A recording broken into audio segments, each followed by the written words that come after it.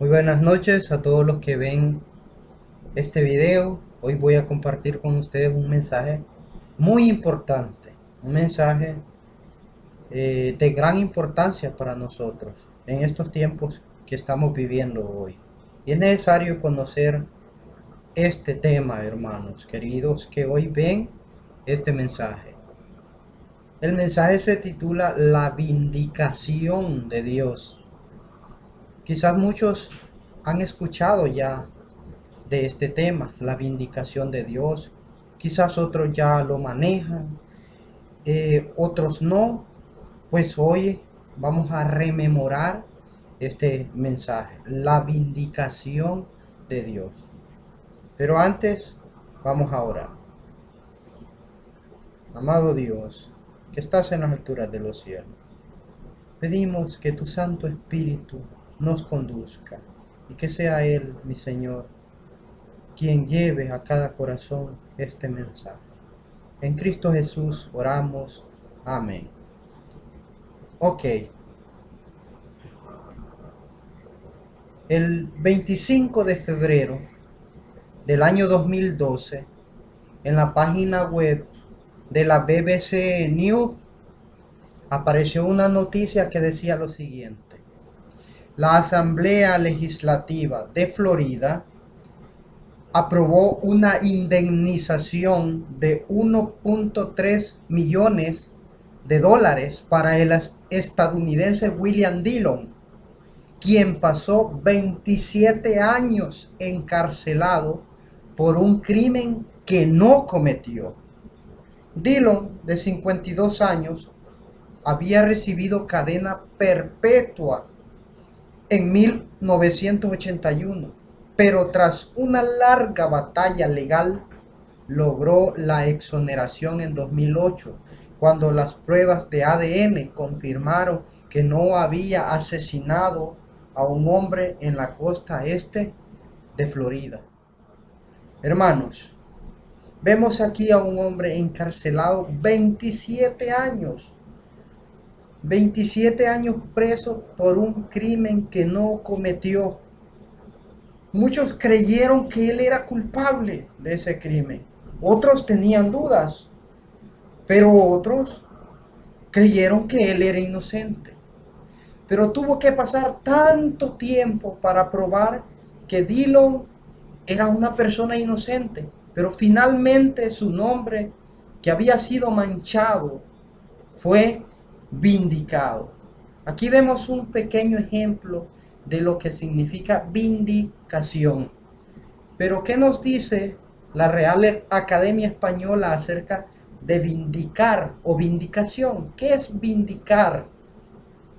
Tiene tres definiciones de vindicar la Real Academia Española, pero me gustó la segunda, que dice: vindicar es defender especialmente por escrito a alguien que se haya injuriado, calumniado o injustamente notado. ¿Qué es vindicar? O sea, defender especialmente por escrito a alguien que haya sido injuriado, calumniado o injustamente notado, según la Real Academia Española. Eso significa. Me gustó también otra definición de vindicar que da una página de significados, y decía lo siguiente: vindicar es defender en favor de alguien contra una acusación o calumnia. Hermanos, nuestro Dios ha sido calumniado. El nombre de Dios ha sido injuriado.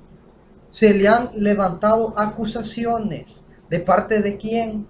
Ustedes ya saben de parte de quién. ¿Quién ha acusado a Dios?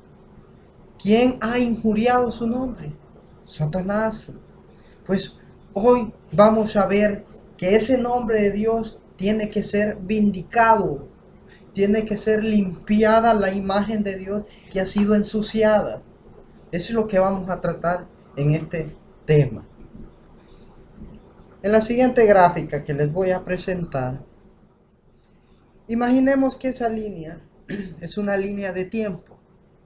así como la línea de tiempo de las 2300 tardes y mañanas. Pero imaginemos que esa línea de tiempo es la línea de la eternidad.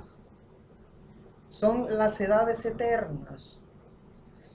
En esa línea de tiempo, hermanos, hubo un momento en la eternidad cuando tuvo origen el pecado. Y también en ese espacio de la eternidad, el pecado va a tener un fin. O sea, desde que comenzó el pecado hasta que el pecado finalice, a ese espacio de tiempo, a todos los acontecimientos desarrollados durante ese espacio de tiempo, se le conoce como el gran conflicto. Bueno, al menos los adventistas del séptimo día así lo llamamos, el gran conflicto. Así lo conocemos. Todo lo que acontece desde que el pecado se inicia hasta que el pecado finaliza es el gran conflicto. Ahora una pregunta. ¿Cuál era el ambiente que se vivía cuando no había pecado? ¿Cuál era el ambiente que vivían los seres santos que estaban al lado de Dios? Ellos vivían en paz, felicidad, en armonía. Todo era felicidad. Ellos se deleitaban obedeciendo a Dios. Y esa felicidad, hermanos, era el resultado de el amor que ellos tenían hacia Dios. Pero si nosotros queremos que alguien nos ame, debemos darle libertad a esa persona. No podemos obligar a alguien que nos ame. Necesitamos darle libertad para que esa persona decida si amarnos o no amarnos. Y la libertad, hermanos, conlleva riesgos. Pues el pecado, hermanos, se originó en aquel que Dios le había dado libertad. Y de hecho, hermanos, el origen del pecado prueba de que los seres santos que Dios había creado gozaban y tenían una libertad completa. Porque si ellos no hubiesen tenido libertad, Dios mismo en el momento que se originó el pecado lo hubiera cortado de raíz y no hubiese permitido que eso se desarrollara. Porque si ellos no hubiesen tenido libertad. Ahora, hermanos, esa libertad nos dice la sierva del Señor, Ellen White, que nosotros la consideramos como una profeta inspirada por Dios. Y ella dice en uno de sus libros, Conflicto Inminente, página 6, pero hubo un ser que prefirió pervertir esa libertad. El pecado nació en aquel que después de Cristo había sido el más honrado por Dios y el más exaltado en honor y en gloria entre los habitantes del cielo. Antes de su caída, Lucifer era el primero de los querubines que cubrían el propiciatorio santo sin mácula. Oiga bien, increíblemente, recordemos en el santuario terrenal. Dentro del lugar santísimo había un arca. Sobre el arca estaba un propiciatorio donde habían dos querubines que cubrían ese propiciatorio. Ese santuario terrenal era solo una réplica del santuario original que existe en el cielo. Pues Satanás era uno de esos querubines que cubrían el propiciatorio en el santuario celestial. Increíblemente ocupaba un cargo de santidad, mis hermanos. Estaba al lado de Dios.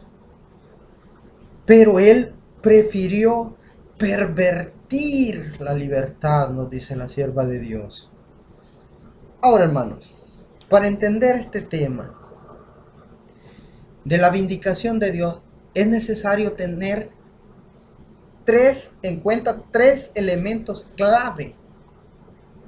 Y son los que vamos a tratar esta noche, este día, esos tres elementos, hermanos, que vamos a ver para comprender mejor este tema de la vindicación de Dios, son los siguientes. Número uno, debemos saber la causa u origen del gran conflicto. ¿Qué lo causó? ¿Qué fue lo que causó ese gran conflicto? ¿Por qué surgió ese gran conflicto en la eternidad? Cuando todo era paz y armonía. ¿Por qué surgió ese gran conflicto? Número dos, ¿cuál fue el plan que Dios desarrolló para ponerle fin a ese gran conflicto? ¿Cuál fue ese plan? Y número tres, ¿cuáles son los elementos que dan fin al gran conflicto? Número uno, causa u origen del gran conflicto. Número dos, el plan desarrollado por Dios para ponerle fin al gran conflicto. Y número tres, los elementos que dan fin al gran conflicto. Es necesario tener en cuenta estos tres elementos que son clave para comprender la vindicación de nuestro Dios. Vamos a ver el primero. Causa u origen del gran conflicto. ¿Qué nos dice las Sagradas Escrituras? Ezequiel 28, 14 al 16, de la versión Reina Valera del 60, nos dice. Estos versículos son muy conocidos. Dice, tú, querubín grande protector, yo te puse en el santo monte de Dios. Allí estuviste. En medio de las piedras de fuego te paseabas. Perfecto eras en todos tus caminos, desde el día en que fuiste creado hasta que se halló en ti maldad. A causa de la multitud de tus contrataciones, fuiste lleno de iniquidad y pecaste, porque por lo que yo te eché del monte de Dios y te arrojé de entre las piedras de fuego, oh querubín protector. Hay algunas personas, hermanos, que creen que la ley de Dios no existió sino hasta el Sinaí. De hecho, hermanos, cuando yo digo la ley de Dios, y mientras lo mencione durante este tema, cuando diga la ley de Dios me refiero a la ley moral de Dios, o sea, los 10 mandamientos, no a las leyes ceremoniales que Dios le dio a Moisés que escribiera, sino a la ley moral que Dios escribió con su propio dedo en tablas de piedra. A esa ley me refiero, los 10 mandamientos. Hay personas que creen que no existió la ley de Dios, sino hasta el Sinaí. Pero en Génesis 2 del 1 al 3 nos dice que en el principio creó Dios nos dice, Génesis 2 del 1 al 3 nos dice que Dios bendijo y reposó y santificó el día séptimo. O sea, ¿cuál mandamiento es al que se está haciendo referencia ahí? El cuarto mandamiento que habla del sábado, el día séptimo, antes del Sinaí, en Génesis lo está diciendo.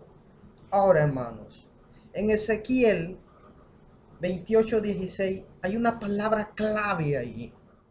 A causa de la multitud de tus contrataciones fuiste lleno de iniquidad y pecaste, dice la palabra de Dios. Pecaste, esa es la palabra clave, pecaste. ¿Qué significa el pecado? ¿Qué es pecado? Según la Biblia. Según la Biblia, ¿qué es el pecado? Primera de Juan 3:4, versículo muy conocido. De la versión Valera de 60 dice, todo aquel que comete pecado infringe también la ley, pues el pecado es infracción de la ley. No hay otra definición en toda la Biblia de pecado. Pecado, según la Biblia, es infracción de la ley. No hay otra definición. Pero alguien me puede decir, hermano, pero la Biblia nos dice en Santiago 4:17, dice lo siguiente, y al que sabe hacer lo bueno y no lo hace, le es pecado. ¿Será que esa es otra definición de pecado? ¿Qué nos dice la Biblia? ¿Será que hacer lo bueno es otra cosa? Que guardar los mandamientos de Dios es otra definición diferente. ¿Qué es hacer lo bueno entonces? ¿Qué es hacer lo bueno? Hacer lo bueno es hacer la voluntad de Dios. Mantenernos dentro de ese límite que nos pone la ley de Dios. Hacer la voluntad de Dios es mantenernos dentro de ese límite. Hacer lo malo es traspasar esos mandamientos, ese límite. Traspasarlos, ir más allá. Es hacer lo bueno. Pero la Biblia lo dice de la siguiente manera. Romanos 7:12.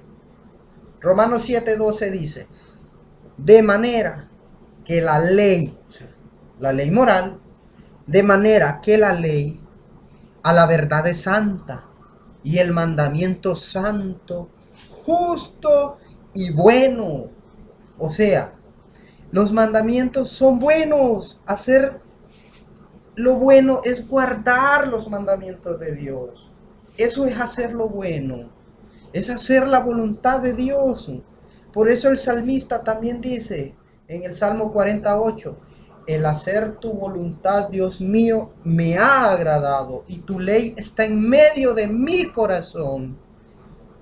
Vemos cómo no hay otra definición de pecado en toda la Biblia, más que pecado es transgresión de la ley. Y si en Ezequiel 28:16 nos dice que fuiste lleno de iniquidad, hablando de Lucifer, fuiste lleno de iniquidad y pecaste, nos está diciendo que transgredió la ley. Y si la ley no existía, ¿cuál ley transgredió él? Si pecado es transgresión de la ley y la palabra de Dios dice que él pecó, es porque existía una ley aún mucho antes de la fundación del mundo. Vemos cómo la Biblia es clara y nos dice, ¿qué es el pecado? Pecado es transgresión de la ley. No hay otra definición de pecado. Es transgredir o violar la ley moral de Dios. Eso es el pecado. Y si Satanás pecó, es porque había una ley. Y si hay una ley, hermanos, y no hay pecado, no significa, entonces, si no hay pecado, no significa entonces, no necesariamente significa que no hay ley. Porque si no hay pecado, entonces significa que esa ley se está obedeciendo. Pero si la ley se quebranta, entonces sí hay pecado. Sí hay pecado cuando la ley se quebranta, porque pecado es transgresión de la ley. Ese es el pecado. No hay otra definición en la Biblia.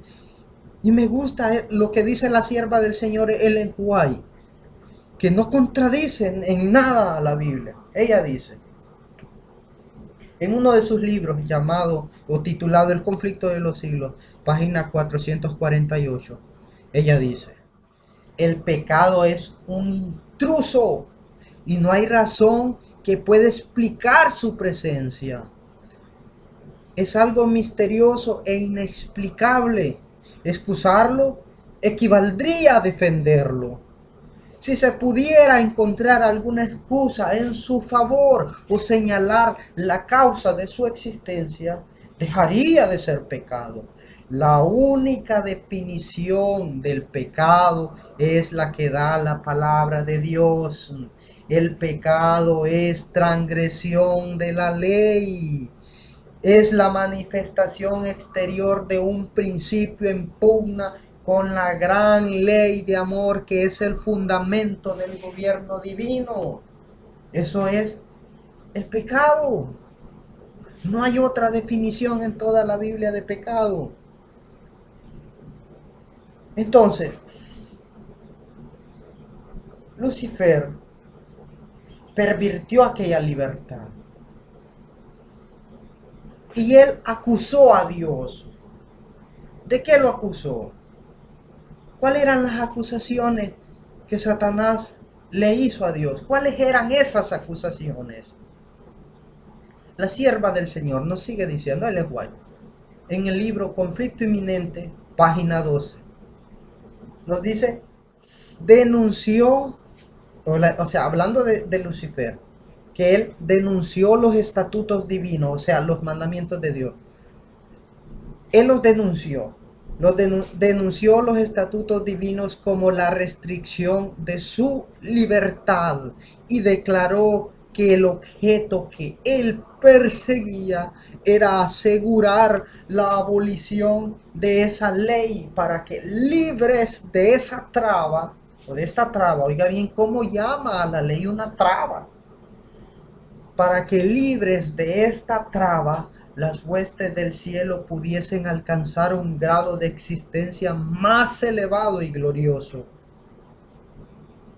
Oiga bien, pero ¿qué dice la Biblia? Él está diciendo que la ley o los mandamientos de Dios restringen la libertad. Restringen las libertades que las criaturas de Dios tienen. Eso es lo que él está diciendo. Está acusando a Dios, lo denuncia y dice, la ley restringe la libertad. Pero Dios dice en Santiago 2:12, así hablad y así haced, como los que habéis de ser juzgados por la ley de la libertad. Quiero hacer énfasis a esto último, la ley de la libertad. Dios está diciendo que la ley nos da libertad, que la ley produce libertad. Lucifer está diciendo que la ley restringe la libertad. Entonces, en esta etapa temprana, cuando se está iniciando el conflicto, los ángeles, ¿a quién le van a creer? ¿A Lucifer, que está diciendo que la ley restringe la libertad?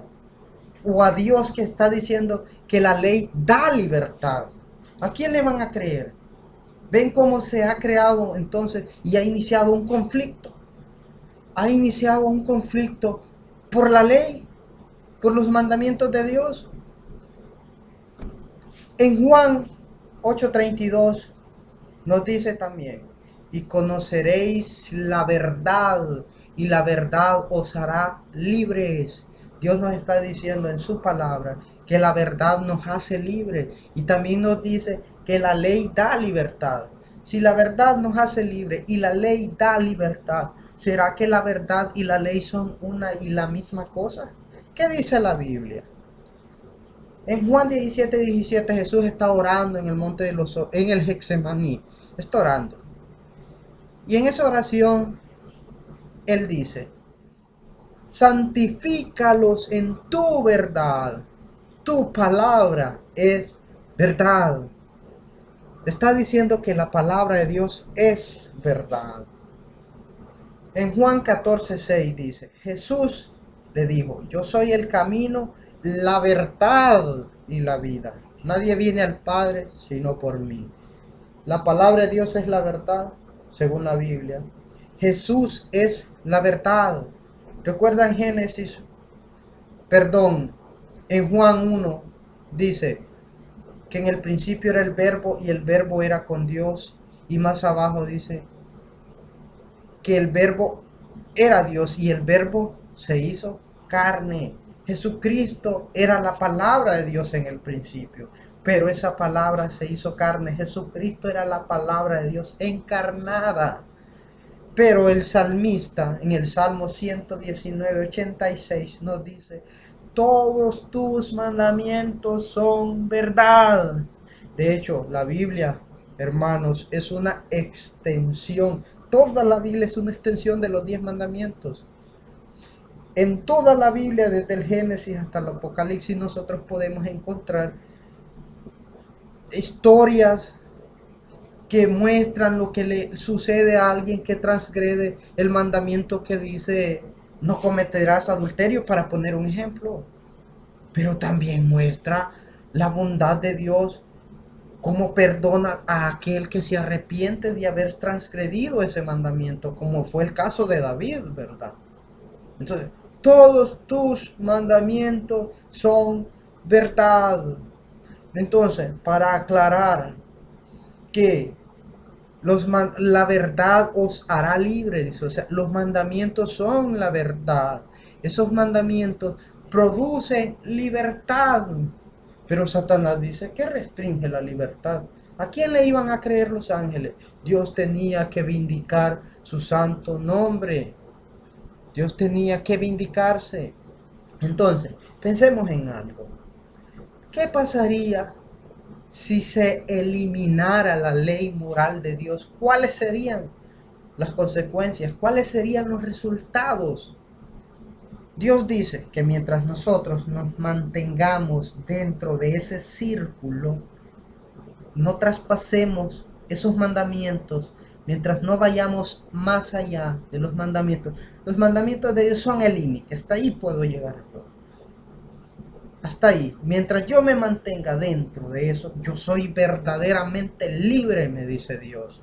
Pero ¿qué pasa si yo los traspaso? Satanás decía que traspasarlos era lo que producía libertad, pero que si yo me mantenía en ese límite, eso estaba restringiendo mi libertad. Pero ¿qué pasaría si los elimináramos y los traspasáramos? Imagine, ya no hay ley moral. Piensen en esto. Entonces, cualquier persona, un hombre que codiciara a la mujer de su prójimo, podría asesinar a su prójimo y quedarse con esa mujer. ¿Se imaginan el dolor que eso causaría a los familiares de ese prójimo, de esa víctima? El dolor que causaría a los hijos si es que los tiene. El dolor que causaría aún a su esposa. El dolor que causaría a Dios. O sea, vemos cómo si traspasamos los mandamientos de Dios, lo que producen es miseria, dolor, sufrimiento. Nosotros lo sabemos hoy porque hemos visto las consecuencias, porque las hemos visto, las estamos viviendo en nuestra propia carne. Pero en el principio los ángeles de Dios no lo habían visto, no habían visto cuáles eran las consecuencias. ¿Qué era lo que iba a producir el traspasar esos mandamientos? Entonces, en este sentido, hermanos, la ley de nuestro Dios no es una restricción, más al contrario, es una protección. Nos protege del sufrimiento, nos protege del dolor, de la angustia. Por lo tanto, la ley de nuestro Dios es una ley de amor. Él la puso ahí porque nos ama a nosotros, porque no quiere que nos causemos daño los unos a los otros y le causemos daño a Él. Entonces, si eliminamos la ley de Dios, existe miseria, dolor, sufrimiento, guerras y todo lo que ahora vemos en este mundo. Eso es lo que se produce. Pero en el principio, hermanos, los ángeles no sabían esto. Nunca habían visto el pecado. Nunca ellos habían contemplado la maldad y no sabían cuáles eran las consecuencias. Entonces, eso nos lleva al siguiente punto para conocer y entender la vindicación de nuestro Dios. ¿Cuál fue el plan entonces que Dios desarrolló para ponerle fin a ese conflicto? Dios diseñó un plan, claro que sí. Entonces, ¿cuál fue ese plan de Dios?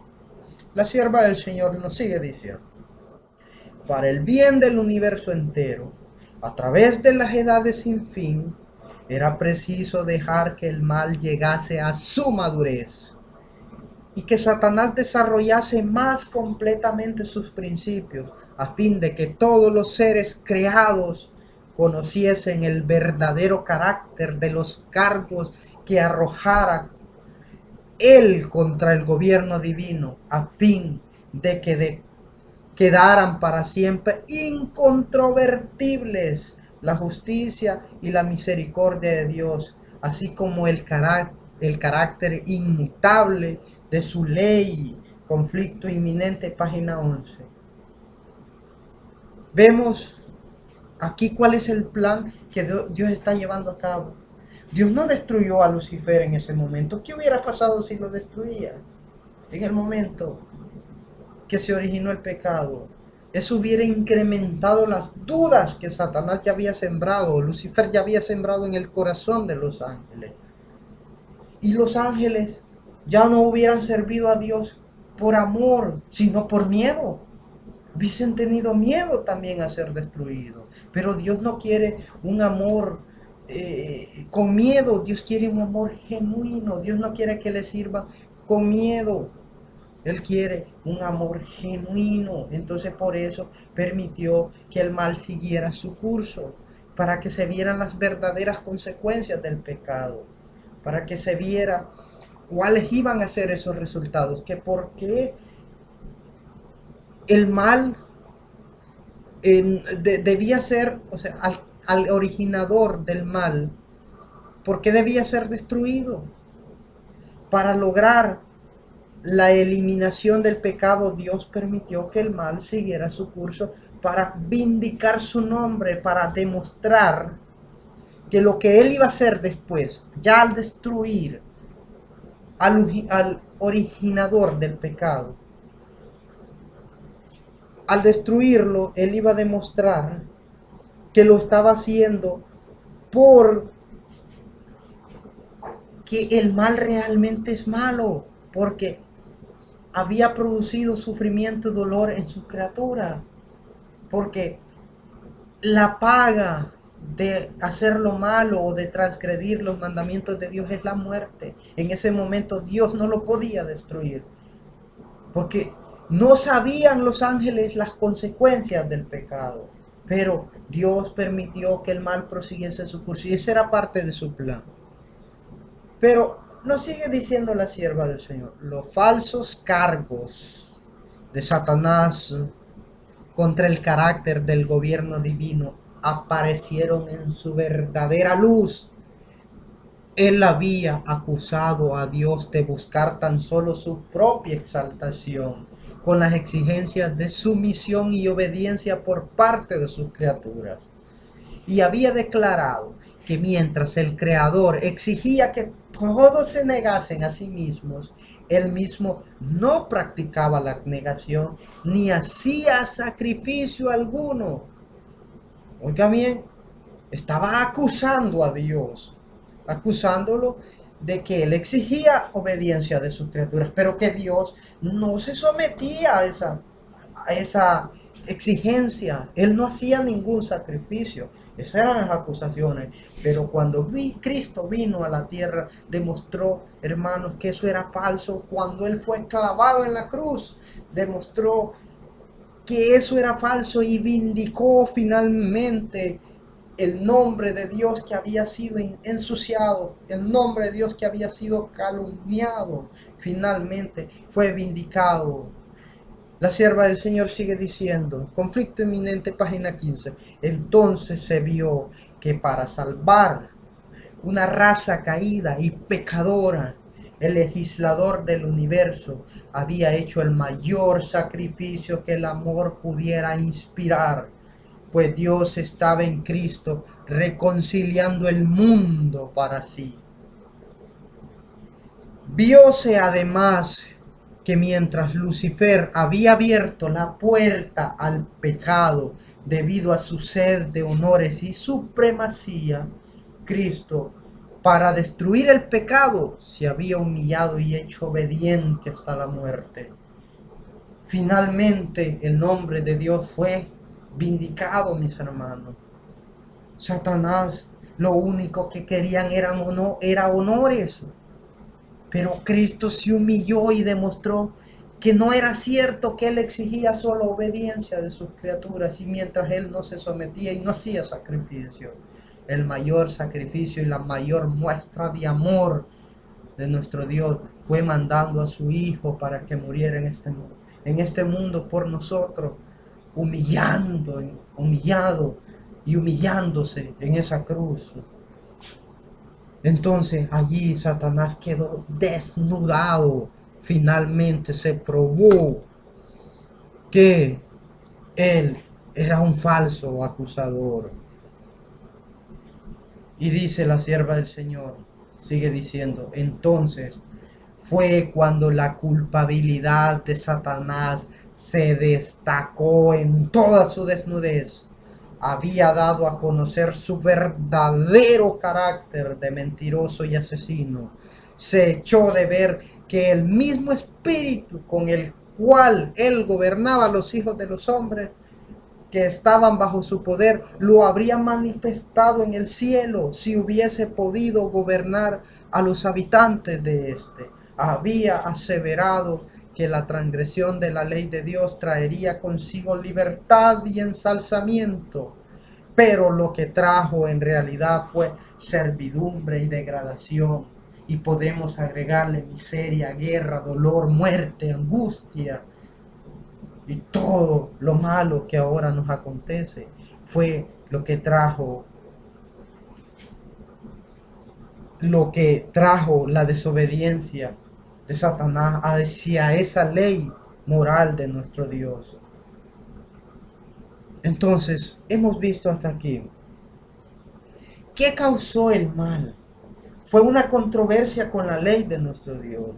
¿Cuál fue el plan que Dios desarrolló para vindicar su nombre, para ponerle fin a ese conflicto? Permitió que el mal siguiera su curso y mandó a su hijo a la tierra para demostrar que la ley no restringe la libertad, para demostrar que Jesucristo sí se sometía.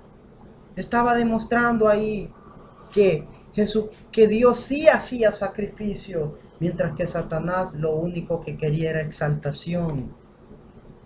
Entonces, vayamos al último elemento. ¿Cuáles son esos elementos? El tercer elemento, los elementos que dan fin al gran conflicto.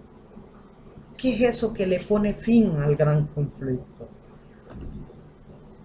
Después, hermanos, de que Satanás denunció, o de que Satanás, perdón, quedó desnudado ante el universo,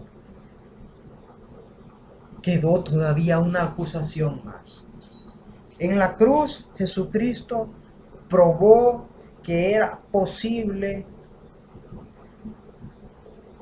obedecer también esos mandamientos que Satanás decía que restringían la libertad.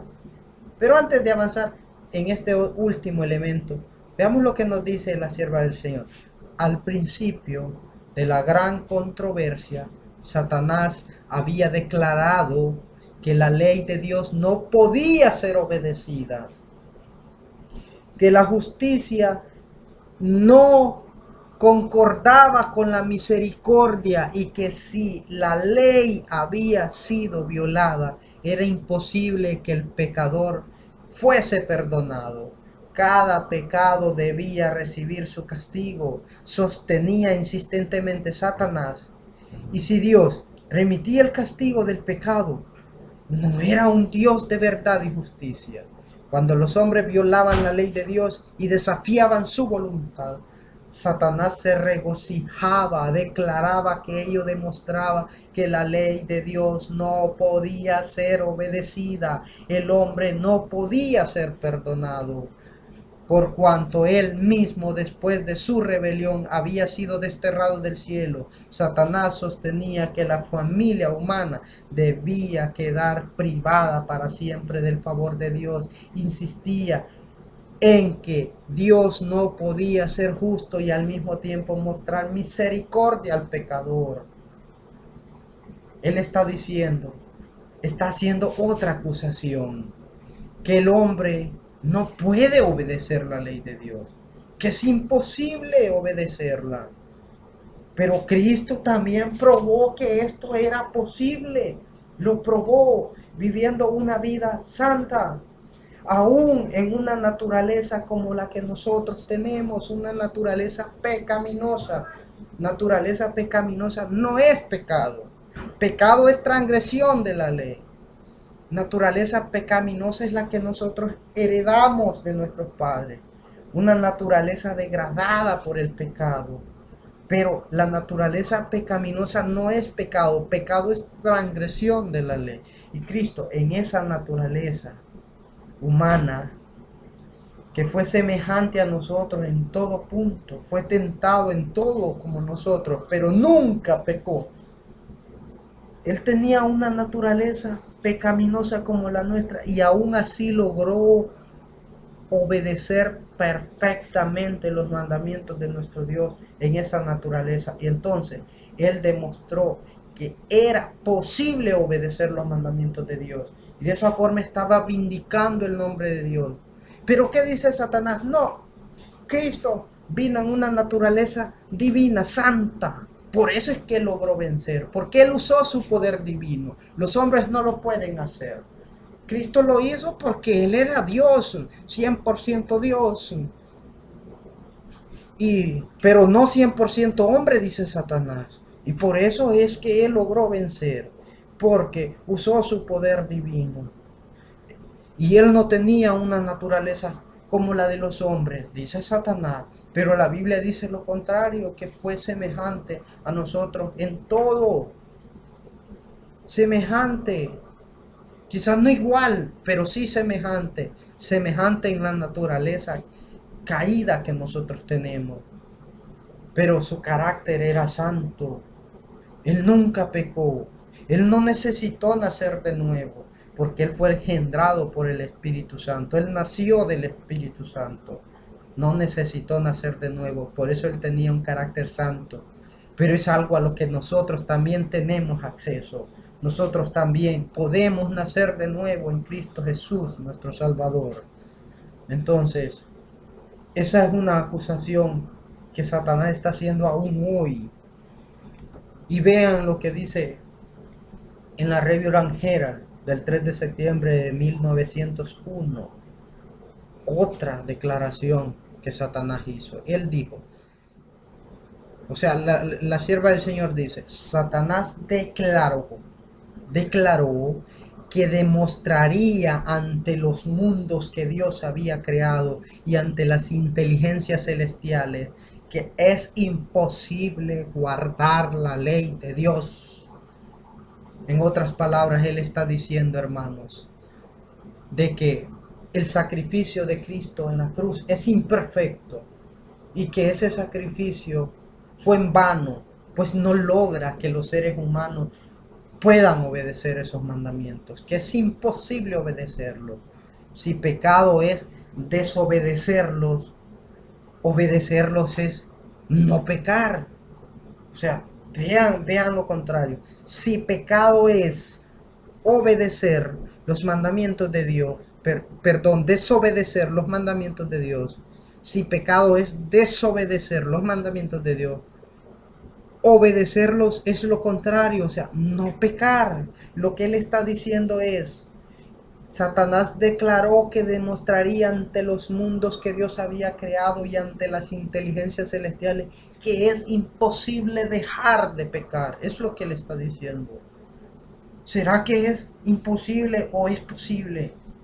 ¿Qué dice el Señor Jesucristo? ¿Qué dice Dios? ¿Será que es posible o es imposible? ¿Qué dice la palabra de Dios? Todo lo puedo en Cristo, menos dejar de pecar, que me fortalece. No, todo lo puedo en Cristo que me fortalece. Un versículo muy conocido. Todo lo puedo en Cristo que me fortalece. En Cristo, en Él.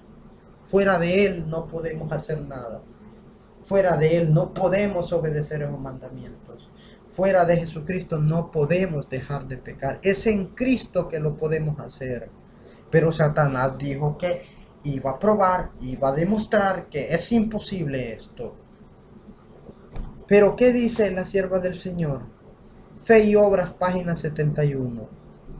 Cristo tomó sobre sí la humanidad por nosotros. Revistió su divinidad y la divinidad y la humanidad se combinaron.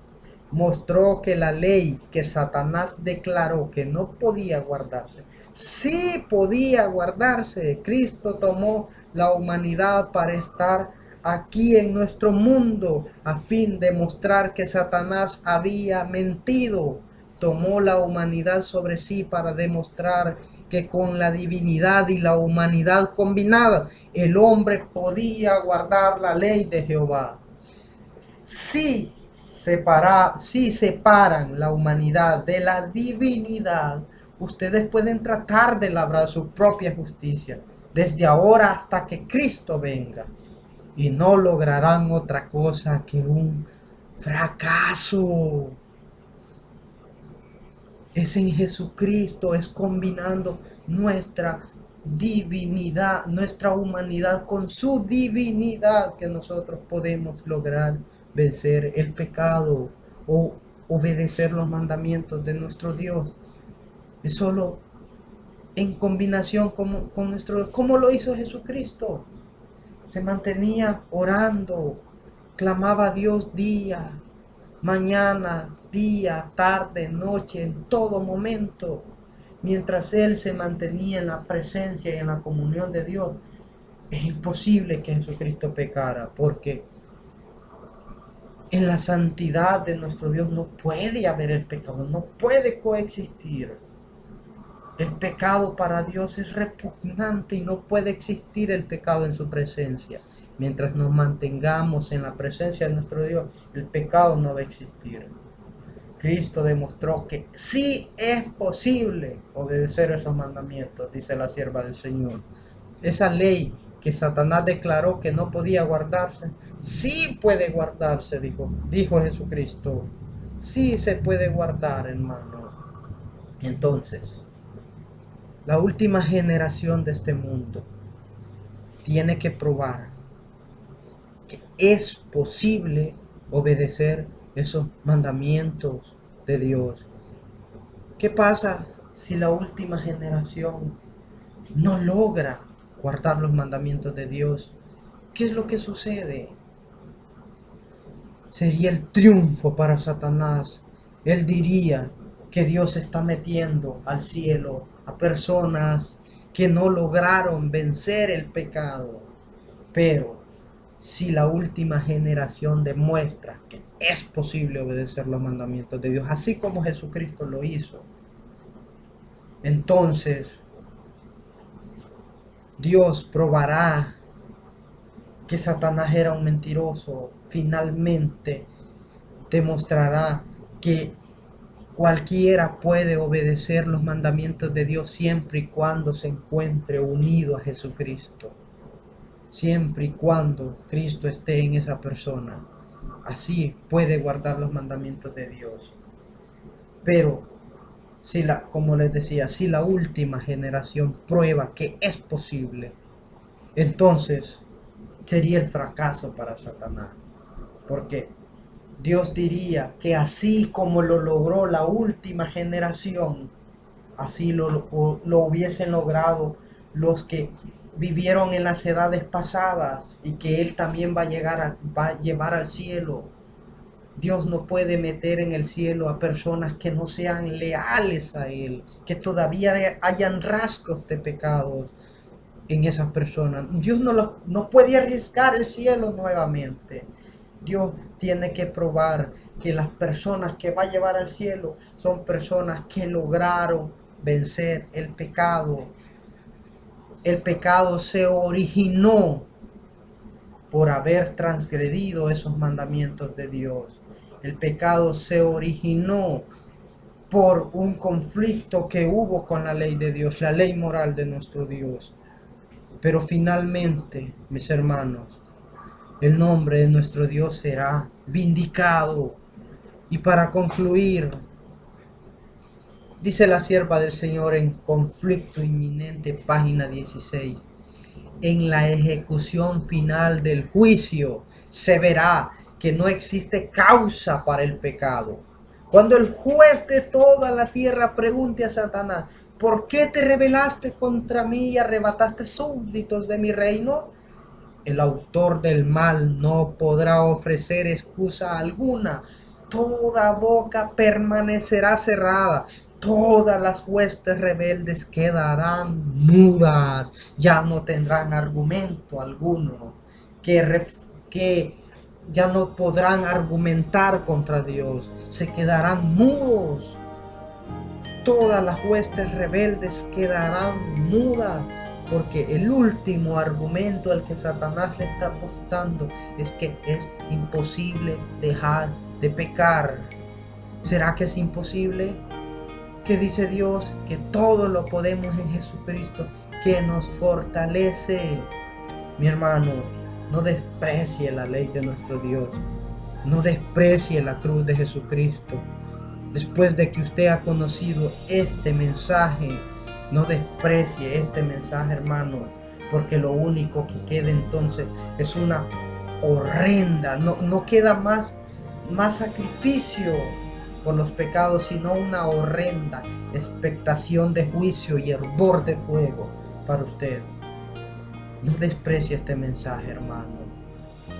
¿No quiere usted acaso formar parte de ese gran pueblo de Dios que vindicará el carácter de nuestro Dios, que limpiará el nombre, la reputación de nuestro Dios, que ha sido calumniada, que ha sido ensuciada por este ser maligno que conocemos como Satanás?